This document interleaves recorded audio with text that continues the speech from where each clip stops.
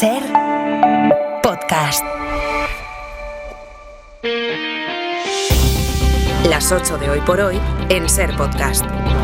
Hola, muy buenos días. Va a terminar la semana en la que la minoría parlamentaria se le ha hecho muy cuesta arriba al gobierno, con la falta de acuerdo en defensa y con los socios, y la oposición pidiéndole a Pedro Sánchez que presente los presupuestos. El PSOE ha respondido que presentar los presupuestos sin apoyo sería perder el tiempo, y es curioso que la semana vaya a terminar con una especie de cuenta atrás para el gobierno, porque el PSOE y Sumar tienen hasta las 6 de la tarde de hoy para llegar a un acuerdo por la tributación del salario mínimo. Parecía que las conversaciones estaban encarriladas, pero se han complicado en las últimas horas. Hay un elemento clave para entender lo que está ocurriendo. Mañana es la asamblea de Sumar, que reivindica su perfil dentro del Ejecutivo y que quiere ganar pulso electoral. Pero el caso es que en este momento Sumar dice que Hacienda se ha llegado a levantar de la mesa en la que negociaban si de alguna manera se rectificaba la decisión de hacer tributar a perceptores del SMI después de su subida. Sastre, buenos días. Buenos días, Barceló. A las 6, como dices, vence ese plazo para que el gobierno pueda vetar iniciativas, y Sumar amaga con sacar adelante la suya, apoyándose incluso en el PP. Yolanda Díaz y María Jesús Montero han retomado esta semana las conversaciones, y Díaz quería que, ya puestas,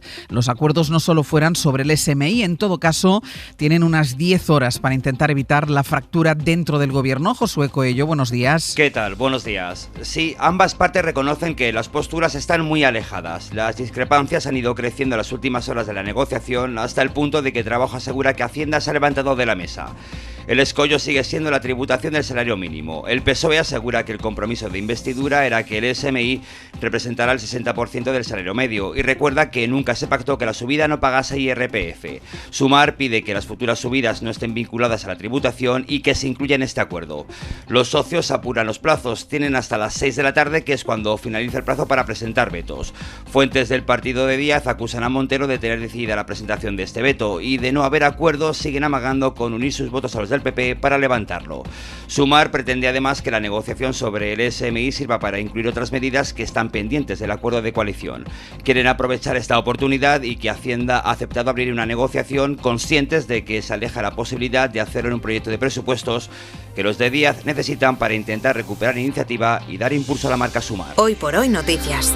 Ser Podcast. Lo que pase hoy con el SMI nos dará la medida del último debate que hay dentro del gobierno, y que hemos visto tanto por los presupuestos como por la posición española ante el rearme militar europeo. En ese capítulo lo más relevante es lo que ocurrió ayer en París, en la cumbre de los llamados países voluntarios que organizó Emmanuel Macron, en la que participó también Pedro Sánchez. El Premier ministre británico y moi-même donnions mandat a nos chefs d'état-major des armées. Macron anunció el acuerdo con el Reino Unido. Dice que habrá tropas, una fuerza militar europea que se va a desplegar en Ucrania si es que hay acuerdo de paz en ese país. Lo que no concretó el presidente de la República Francesa es qué países integrarían esa fuerza. De momento, Francia y Reino Unido van a enviar a sus altos mandos militares y luego a una misión de soldados como avanzadilla, digamos, para ver sobre el terreno cómo tendría que ser el despliegue y sus garantías de seguridad. Admitió Macron que no hay unanimidad entre todos los países por el envío de tropas, y de hecho la ministra española Margarita Robles que cree que no estamos aún en ese punto. Vamos a esperar a ver cuando realmente se alcance el acuerdo de paz. Estamos preocupados porque efectivamente Rusia está dando largas a ese acuerdo de paz,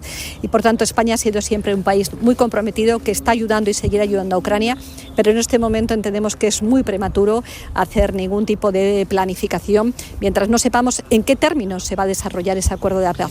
Una cosa es el envío de tropas, para el que España pide tiempo, y otra es el compromiso de cada país por incrementar su gasto militar. Ayer el secretario general de la OTAN, Mark Rutte, dijo que España quiere llegar al 2% de su gasto militar este mismo verano. Fue muy llamativo esto de Mark Rutte, que dijera algo así justo cuando esta semana, el miércoles, hubo un pleno monográfico en el Congreso y Pedro Sánchez se cuidó mucho de dar plazos, de dar datos concretos. Y porque además España discrepa con la OTAN, porque no cuenta como gasto militar partidas que para el gobierno sí lo son. Javier Bañuelos, buenos días. ¿Qué tal? Buenos días. Y en el gobierno salieron ayer a última hora a contestar lo que había dicho la OTAN. Sí, sobre todo para remarcar la idea de que el presidente no dio más información a Rutte que al Congreso. En Moncloa aclaran que Sánchez en ninguno de sus encuentros con el secretario general de la OTAN se comprometió a alcanzar ese 2% este verano. Lo único que trasladó es que España intentaría llegar a la cumbre de junio en La Haya lo más cerca posible de ese objetivo. Todo depende, insisten en Moncloa, de que la OTAN permita a España computar como gasto militar otras inversiones como por ejemplo la ciberdefensa. Lo pelearán, igual que dejarán caer que a España no le gusta que la OTAN OTAN evalúa el gasto en defensa en función del PIB. Lo ha reconocido por primera vez en público la ministra de Defensa. Esa métrica es una métrica que no pone de relieve la real participación de España, porque esa métrica se hace en relación a un PIB. Hay países que llegan al 2 o al 3%, pero tienen un PIB mucho más bajo. El gobierno, que reconoce cierto malestar como a Rutte, no ha gustado que el secretario general de la Alianza Atlántica haya hablado por boca de España. Seguimos en el Abierto Baño. Un abrazo. Lo que vemos de todas formas es que Europa está hablando del envío de tropas de paz, lo que nos lleva a la pregunta de si de verdad es posible que haya una tregua entre Ucrania y Rusia. Hasta ahora Trump quería que el alto el fuego fuera total y solo ha conseguido avances parciales, pero es verdad que ha habido un movimiento de Putin que no parece menor. Pablo Morán, buenos días. Hola Ángels, buenos días. Porque Putin estaría dispuesto a avanzar en las negociaciones, pero dice que no podría hacerlo con Zelensky. Claro, en 3 años de invasión no ha podido quitárselo de en medio a la fuerza y ahora, aprovechando las negociaciones, plantea esta idea. Que sea una administración internacional la que se encargue de Ucrania hasta la celebración de elecciones. Una administración auspiciada por Naciones Unidas y en la que participen grandes potencias, entre las que Putin incluye a Europa. El líder ruso cree que eso facilitaría la elección de un gobierno legítimo con el que firmar acuerdos fiables y estables. Dice Putin que con el actual no puede hacerlo. El actual está tomado por los nazis, liderados por el grupo Azov, denuncia Putin, recuperando una de las ideas originales por las que lanzó la invasión, el objetivo de desnazificar Kiev. De momento Estados Unidos parece rechazar esta idea, que sobre todo ahonda la desconfianza justo cuando las partes tratan de poner en marcha ese alto el fuego parcial. Pablo, gracias. A ti, hasta luego. El otro eje sobre el que está girando la actualidad del mundo son los aranceles, con el balance de daños que ha hecho la industria del automóvil europea, de lo que podría suponer que la semana que viene Trump los aplique del 25% a los coches fabricados fuera de Estados Unidos. Alemania ha pedido a Europa que tome acciones contundentes y, al hilo de los aranceles, el primer ministro de Canadá ha llegado a decir que la histórica relación de su país con Estados Unidos ha terminado. En Estados Unidos hoy se habla del viaje de su vicepresidente a Groenlandia, aunque al final quedará circunscrito a su base militar en la isla que Trump se quiere anexionar. Ha dicho Putin esta madrugada que sabe que los planes de Trump para hacerse con Groenlandia son serios, que es una zona del Ártico con recursos importantes. Aunque el principal problema que tiene ahora mismo la Casa Blanca está en el chat telefónico en el que sus mandos militares acordaron el ataque contra los hutíes de Yemen y en el que metieron a un periodista. Un juez ha pedido que nadie borre los mensajes de ese chat y demuestra de nuevo que solo la justicia parece tener la capacidad de exigir a Trump que rinda cuentas. Washington, Sara Canals. Buenos días. Sí, una decisión que la Casa Blanca asegura que va a respetar. Ayer el Departamento de Justicia confirmaba que ya está trabajando para rastrear y preservar los mensajes de Signal, y una acción que el juez exige que se presente el próximo lunes a través de un informe, un documento que detalle todos los pasos que cada agencia está tomando para conservar el contenido de este chat. Se trata, según el juez, de un punto de acuerdo entre el gobierno y el grupo que presentó la demanda, America Oversight, una organización que se dedica a supervisar la transparencia gubernamental. La organización en cuestión denunció concretamente a varios de los componentes de esa conversación, como el jefe del Pentágono o el jefe de la diplomacia, por violar la ley de registros federales, y que estipula que los documentos creados por el gobierno deben gestionarse de forma apropiada para la preservación y la transparencia. Hoy por hoy noticias. Ser Podcast.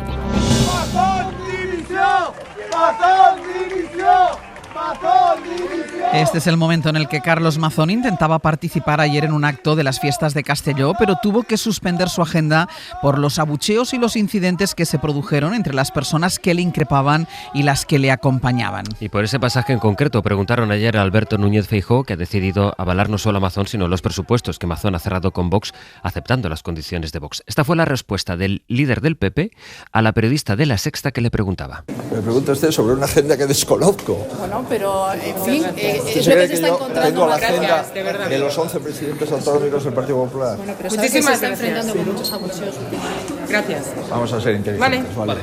Vamos a ser inteligentes, les dijo. Bueno, pues mañana sábado se cumplen 5 meses de la Dana y vuelve a haber convocada una manifestación en las calles del centro de Valencia. Ayer el presidente de la Generalitat recibió durante 2 horas a la asociación SOS Desaparecidos, que le reclamó que pida perdón, que declare ante la jueza y que dimita. Eso es lo que le pidieron a Mazón, aunque a todo esto Mazón no respondió mucho ni poco, según el portavoz de la asociación. Asumir y pedir perdón, dimitir como presidente declarar en el juzgado de Catarroja de forma voluntaria. ¿Él exactamente qué ha contestado o no ha dicho nada? No ha dicho nada. No ha dicho nada, es decir, hemos trasladado todo lo que nosotros pensamos, pero no ha dicho nada. La jueza de Catarroja va a seguir escuchando hoy el testimonio de más víctimas, como el que ayer le pudo describir Ana María Coll. Nos pilló de sopetón, colapsó la finca y cayó la mitad de la finca con mi marido primero. Con la mala suerte que mi hijo le pegó una viga y lo mató en el acto. Y mi hija sobrevivió conmigo en los escombros. Estuvimos toda la noche en los escombros, aguantando frío, lluvia, todo. Nadie vino a rescatarnos toda la noche ahí. Y mi hijo muerto a mi lado.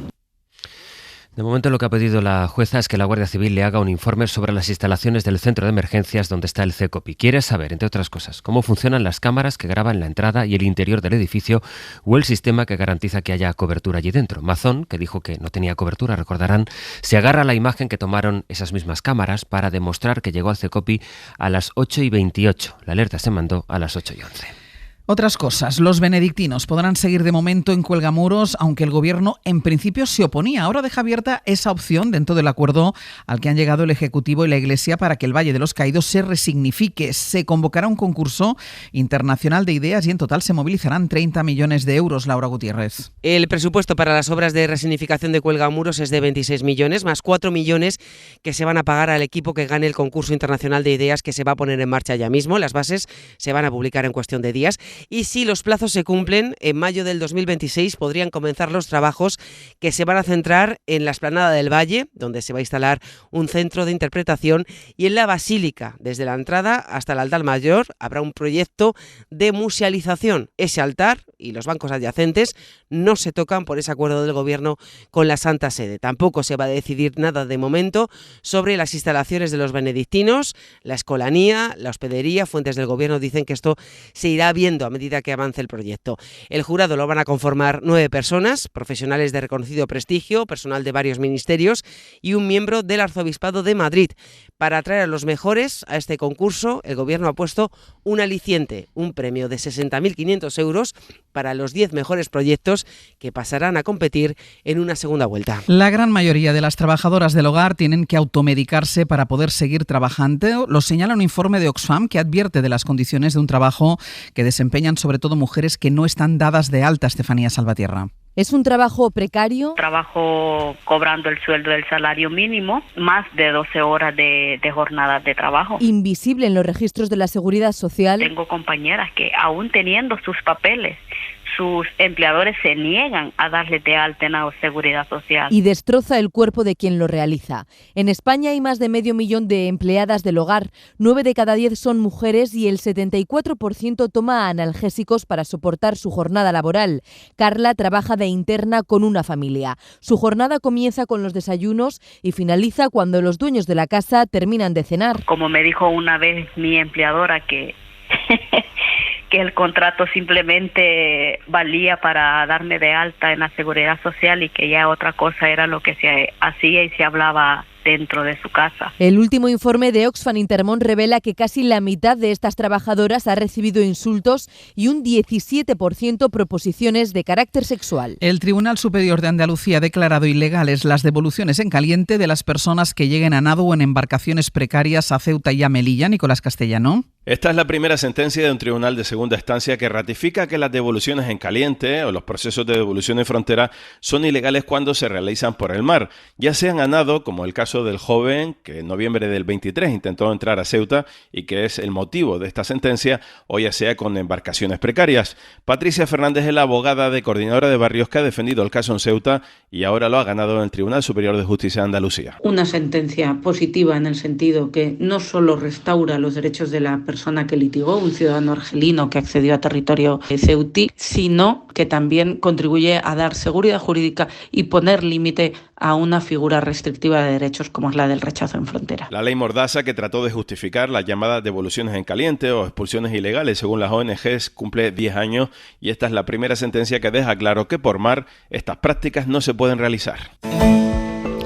Y ahora la opinión de la directora del País, la opinión de Pepa Bueno. Pepa, buenos días. Buenos días, Ángels. Buenos días a todos. El nuevo presidente de Estados Unidos nos tiene tan inundados de noticias que afectan al resto del mundo que pasa más desapercibido lo que está haciendo con su propia democracia. Esta semana hemos publicado en El País que muchos científicos estadounidenses de alto nivel empiezan a buscar trabajo en España y en el resto de Europa. Hemos hablado con alguno de ellos. La mayoría no quiere que publiquemos su nombre porque tienen miedo. ¿Miedo a qué? A decir cualquier cosa que nos convierta en blanco de represalias del gobierno. Nos responden: miedo a que les recorten aún más la financiación a sus laboratorios o a sus universidades. Miedo a que deporten a su pareja, por ejemplo, por ser de una minoría étnica. En la primera democracia del mundo moderno, estos científicos viven con miedo y buscan la manera de salir de su país, aunque pierdan dinero y posibilidades. Además del desprecio por el conocimiento y la ciencia, es impactante la rapidez con la que estamos viendo a qué se refiere el trumpismo y todos sus imitadores cuando reivindican la palabra libertad. Su libertad era esto: vivir con miedo si no eres trumpista. Y en 10 minutos el abierto. Con Mario Laurrea, Ignasi Guardans y Gonzalo Velasco. Para no perderte ningún episodio, síguenos en la aplicación o la web de la SER, Podium Podcast o tu plataforma de audio favorita.